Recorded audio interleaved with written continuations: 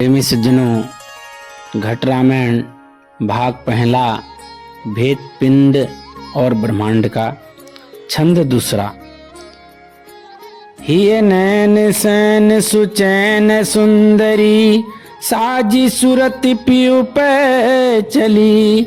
गिरि गवन गोह गुहारी मारग, चढ़त गढ़ गगना गली। जहाँ ताल तट पट पार प्रीतम, परसि पद आगे अली। घट घोर शोर सिहार सुन के, सिंध सलिता जस मिली। जब ठाट घाट बैराट कीना, मीन जल कमला कली। अली अंश सिंध सिहार अपना, खलक लक सुपना चली। अस सार पार समहारी सूरती, समझ जग जुग जुग जली। गुरु ज्ञान ध्यान परिमान पद, भटकी तुलसी भोंभली। तो प्रेमी सज्जनों, तुलसीदास जी बता रहे हैं, ये नैन सैन सुचैन सुंदरी। सुंदरी कहा हमारी इस आत्मा को, इस सुरति को। यह नैन चैन सुचैन सुंदरी, यह जो आत्मा है वो अपने परमात्मा से मिलने के लिए व्याकुल है, पर मिलना बड़ा महाकठिन है, क्योंकि इस सूरत को परमात्मा से मिलने के लिए बहुत सजना संवरना सहज होना पड़ता है। कहा कि यह नैन सुचैन सुंदरी, वह पिया कैसे मिलेगा? वो पिया उसके लिए हिये की आंख खोलनी पड़ेगी। हिये नैन सैन मतलब हिये के आंख के इशारे, सैन माना इशारा, हिया का नैन तीसरा तिल जिसे कहते हैं चक्षु, ज्ञान चक्षु। तो कहा इस आत्मा को परमात्मा से मिलने के लिए क्या करना पड़ेगा? अंतर की आंख खोलनी पड़ेगी। साज कहते हैं सौर का मतलब होता है संभल करके। ये सूरत को संभल करके, सज करके, अपने आप को संभाल करके, सजा करके। अब सजाना कैसा है? इस सूरत को इस दुनिया के रंग से मन को हटाकर आत्मा को परमात्मा के रंग में रंगना है। तब ही नैन सैन सुचैन सुंदरी, तब हमारी ये आत्मा उस परमात्मा से मिलेगी, जब हमारे अंतर की आंख खुल जाएगी। कहा गिरि गवन गोह गुहारी मार्ग, चढ़त गढ़ गगना गली। यह आत्मा उस परमात्मा से मिलने के लिए इसको सहज होना पड़ेगा, सजना पड़ेगा, ये की आंख खोलनी पड़ेगी, ज्ञान चक्षु खोलना पड़ेगा। तब हम अपनी आत्मा को, अपनी सूरत को उस परमात्मा को प्राप्त करने वाले बनेंगे।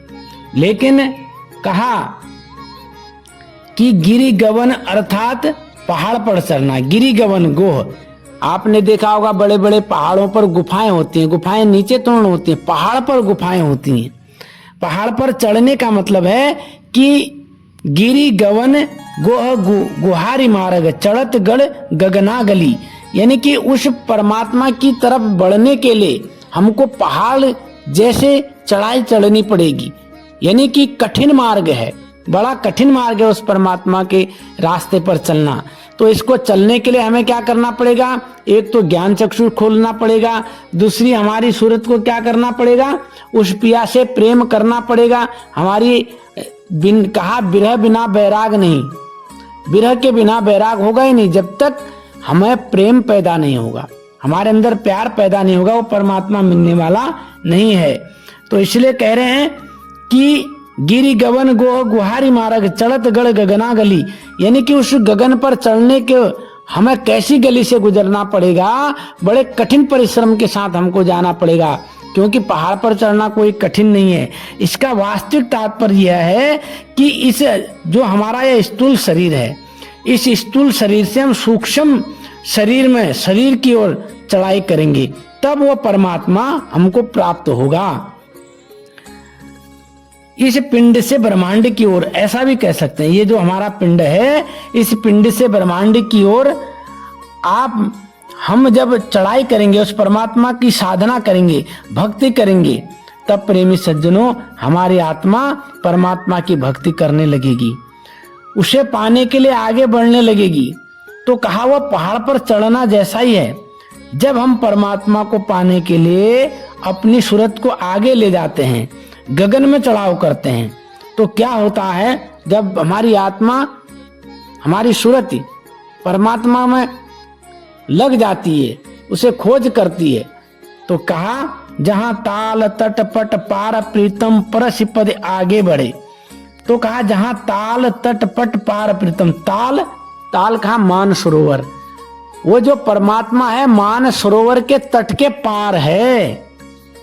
जहां ताल तट पट पार प्रीतम, प्रीतम कहा उस परमात्मा को, यानी कि जब हमारी सूरत ऊपर को चढ़ाव करेगी तो ये सूरत जब मान सरोवर से भी आगे वो परमात्मा का वास है, उससे आगे तब हम उस परस्पद को पाएंगे, उस परमात्मा को पाने वाले बनेंगे। लेकिन कहा जब हम इस पिंड में ही लगे रहेंगे, इस पिंड में ही परमात्मा को खोजेंगे, तो परमात्मा मिलेगा नहीं।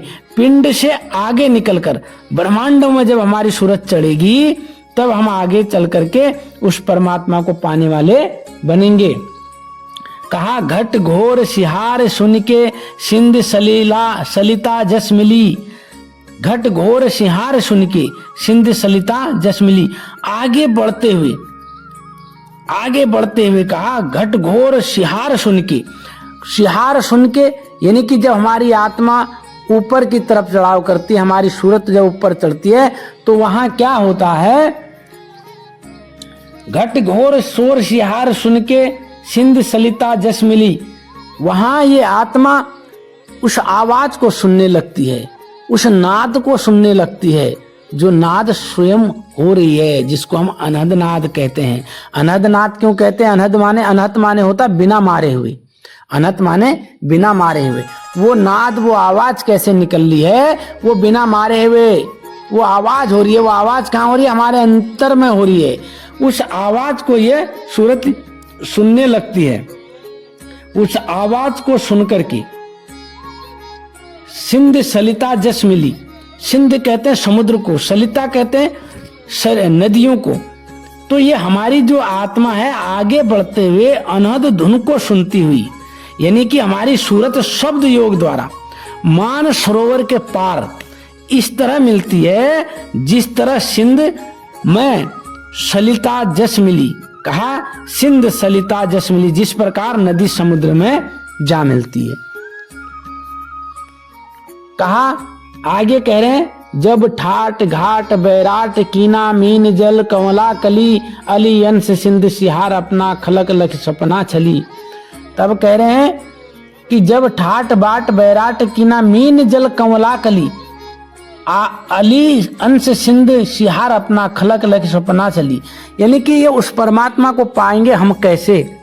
जब हम अपने ठाट बाट ऐशो आराम को, कहा ठाट बाट बैराट कीना, जब हम इस अपने ऐशो आराम को, इस संसारी महामोह माया मोह को छोड़ देंगे, जब हमारे अंदर बैराग पैदा हो जाएगा। तुलसी साहब बता रहे हैं कि हे प्रेमी सज्जनों, आपको वो परमात्मा कब मिलेगा, कब आपके अंदर वो कमल की कली खिलेगी, वो परमात्मा कब आपको प्राप्त होगा? कहा कि जिस प्रकार से इस संसार की चीजों में हम लगे हुए हैं, इनको पाने के लिए हम व्याकुल रहते हैं। हमें कोठी बंगला कार मोटर गाड़ी पाने के लिए रात दिन एक कर देते हैं। ऐसे कहा इनको छोड़ करके, ये ठाट बाट को छोड़ करके जब हमारा मन उस परमात्मा से लग जाएगा, तब वह परमात्मा फिर दूर नहीं है। कबीर साहब तो कहते हैं अपना घर हम फूक के लुक्का लीनी हाथ, और वाही का घर हम फूक दें जो चले हमारे साथ। उस परमात्मा को प्राप्त करने के लिए तो घर फूकना पड़ता है, घर जलाना पड़ता है।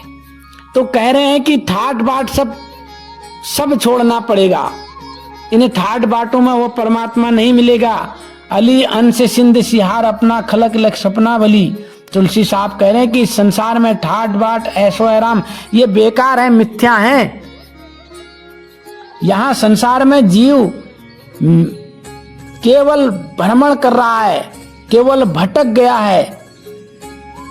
मीन जल कमला कली, जो ये मन है, जो ये जीव है, ये केवल भूला पड़ा है, भ्रम में पड़ा हुआ है।